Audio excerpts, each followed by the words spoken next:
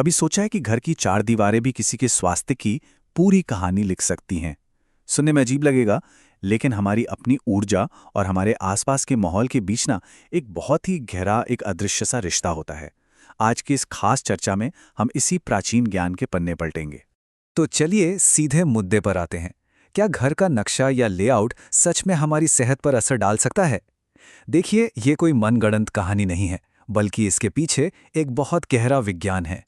एक ऐसा विज्ञान जो बताता है कि हम जहां रहते हैं, वो जगह हमारे शरीर और मन पर सीधा और बहुत शक्तिशाली असर डालती है। और इस पूरे विज्ञान के केंद्र में एक कॉन्सेप्ट है, जिसे कहते हैं प्रकृति। अच्छा, इसे समझने का सबसे आसान तरीका है इसे किसी का एनर्जेटिक डीएनए मान लेना। मतलब ये वो मौलिक ब्लूप्रिंट है जो तय करता है कि हमारा स्वभाव कैसा होगा, हमारी ऊर्जा कैसी होगी। ठीक है, तो अब जरा इसकी बुनियाद को समझते हैं। ये जो पूरा ब्रह्मांड है ना, इसमें हर चीज, मतलब इंसानों से लेकर दूर आसमान के ग्रहों तक, सब कुछ सिर्फ तीन मुख्य ऊर्जाओं या कहें कि तत्वों से मिलकर बना है। ये हमारे और इस पूरे ब्रह्मांड के, समझिए, बिल्डिंग ब्लॉक्स हैं। तो सबसे पहला पिलर है वायु, जिसे वात भी कहते हैं। ये एनर्जी है मूवमेंट की, कम्युनिकेशन की, इंटेलिजेंस की। इसका मोटो क्या है? मैं सोचता हूं इसलिए मैं हूं। मतलब इसका मूल सार है जानना। यही हमारी सोचने, समझने और बात करने की शक्ति को कंट्रोल करती है। दूसरा तत्व है अग्नि, यानी पित्त। ये ट्रांसफॉर्मेशन की, पावर की और रोशनी की एनर्जी है। इसका मोटो है मैं एक्शन लेता हूं इसलिए मैं अचीव करता हूं। यानी इसका लक्ष्य है करना, कर्म करना। ये सीधे सीधे हमारे एक्शन और अचीवमेंट से जुड़ी है। और तीसरा स्तंभ वो है जल, जिसे कफ कहते हैं। ये एनर्जी है जुड़ाव की, रिसोर्सेज की और इमोशंस की। इसका मोटो है मेरे पास है इसलिए मैं प्रभावित करता हूं। मतलब इसका लक्ष्य है चीजों को सहेजना, अपने पास रखना। ये हमारे अधिकार और प्रभाव का प्रतीक है। तो संक्षेप में देखें तो ये तीनों तत्व, वायु, अग्नि और जल, सिर्फ हमारे स्वभाव को ही नहीं बनाते, बल्कि वास्तुशास्त्र में इनकी अपनी खास दिशाएं भी हैं। जैसे वायु के लिए नॉर्थ वेस्ट, अग्नि के लिए साउथ ईस्ट और जल के लिए नॉर्थ या नॉर्थ ईस्ट। ये कनेक्शन बहुत जरूरी है। अब कहानी यहां से और भी ज्यादा दिलचस्प होने वाली है, क्योंकि सिर्फ हम इंसानों की ही नहीं, बल्कि ग्रहों की भी अपनी एक अलग प्रकृति, एक तात्विक संरचना होती है। जी हां, हर ग्रह का अपना एक सेलेस्टियल पर्सनैलिटी होती है। ये जो मास्टर मैट्रिक्स हम देख रहे हैं, ये दिखाता है कि कैसे हर ग्रह इन्हीं तत्वों का एक मिक्सचर है। कुछ ग्रह जैसे मंगल या शनि, वो तो प्योर एलिमेंट हैं, लेकिन बृहस्पति या सूर्य जैसे दूसरे ग्रह वो कॉम्प्लेक्स हाइब्रिड हैं, मतलब एक से ज्यादा तत्वों का मिश्रण। एक उदाहरण से समझते हैं। सूर्य को ही ले लीजिए। इसकी प्रकृति को कहते हैं सोलर विंड या सौर पवन। इसका क्या मतलब हुआ?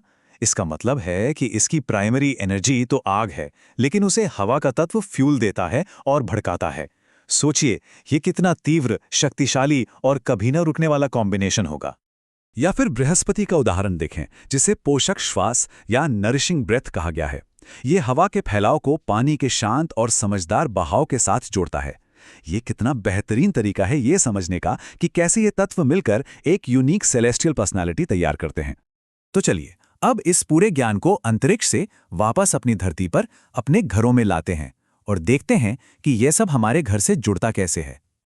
360 डिग्री वास्तु चक्र एक ऐसा कॉन्सेप्ट है जिसके जरिए हमारा घर, हमारा फिजिकल स्पेस, हमारे शरीर का एक सटीक नक्शा बन जाता है।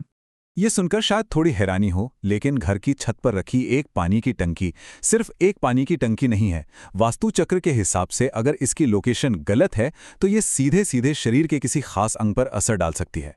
जैसे यहां देखिए, अगर पानी की टंकी 20 से 30 डिग्री वाले जोन में है, जो कि किडनी का जोन है, तो ये शरीर में सूजन पैदा कर सकती है। और वहीं अगर यही टंकी 230 से 240 डिग्री के जोन में हो, जो पेट का जोन है, तो फिर एसिडिटी जैसी समस्याएं खड़ी हो सकती हैं। कितना स्पेसिफिक है ना? तो घर में जब कोई वास्तु दोष होता है ना, तो वो 3 तरह की परेशानियां खड़ी कर सकता है, जिसे दोष उत्तेजना या एनर्जी का इम्बैलेंस कहते हैं। पित्त वाली समस्या मतलब मेटाबॉलिज्म या गर्मी से जुड़ी दिक्कतें। वात की समस्या का मतलब है मूवमेंट से जुड़ी परेशानियां। और कफ की समस्या का मतलब है ठहराव या शरीर में फ्लूइड का जमा होना। यहां एक बहुत ही जरूरी बात समझने वाली है। घर में कोई भी वास्तु दोष तब तक सुस्त पड़ा रहता है जब तक कि कोई खास ग्रह आकर उसे एक्टिवेट ना कर दे, और यहीं पर ज्योतिष और वास्तु एक साथ मिलकर काम करते हैं।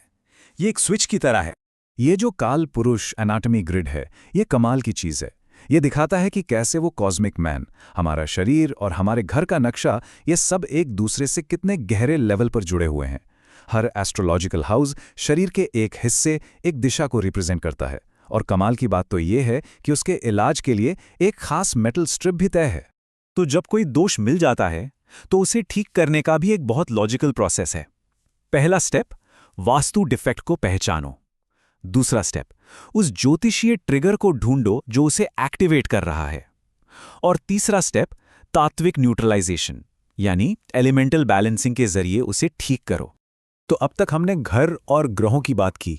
चलिए अब फोकस वापस खुद पे लाते हैं। हमारी अपनी तात्विक प्रोफाइल क्या है? हमारा अपना एनर्जेटिक डीएनए कैसा है?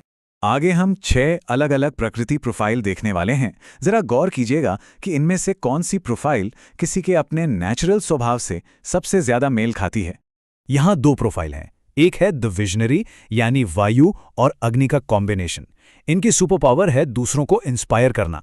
दूसरा है द डिप्लोमैट, जो वायु और जल का मेल है। इनकी सुपर पावर है क्रिएटिव डिप्लोमेसी। अगले 2 प्रोफाइल थोड़े और कॉम्प्लेक्स हैं। एक है द ट्रांसफॉर्मर, यानी अग्नि और जल। इनके सामने अक्सर एक भीतरी संघर्ष की चुनौती रहती है। और दूसरे हैं द गार्डियन, जल और अग्नि का कॉम्बिनेशन, जिन्हें अपनी इमोशनल उठापटक को बैलेंस करने की चुनौती का सामना करना पड़ता है। और आखिर में है द स्ट्रैटेजिस्ट, अग्नि और वायु का मेल, जो एक नेचुरल लीडर होते हैं। और फिर हैं द पीसमेकर, यानी जल और वायु, जिनके लिए चुनौती होती है अपनी बात को जोर देकर कहना। उनमें थोड़ी मुखरता की कमी हो सकती है। तो आखिर में हम किस नतीजे पर पहुंचते हैं? यही कि हमारी बिल्डिंग, हमारा घर, हमारे यूनिक एनर्जेटिक डीएनए के लिए एक अल्टीमेट सपोर्ट सिस्टम होना चाहिए। जब हमारा घर हमारी अपनी प्रकृति के साथ तालमेल बिठा जाता है ना, तो वो हमारी सेहत, हमारी कामयाबी और हमारे मन की शांति सबको पोषित करता है। घर सिर्फ ईंट पत्थर का ढांचा नहीं, बल्कि एक अभयारण्य होना चाहिए।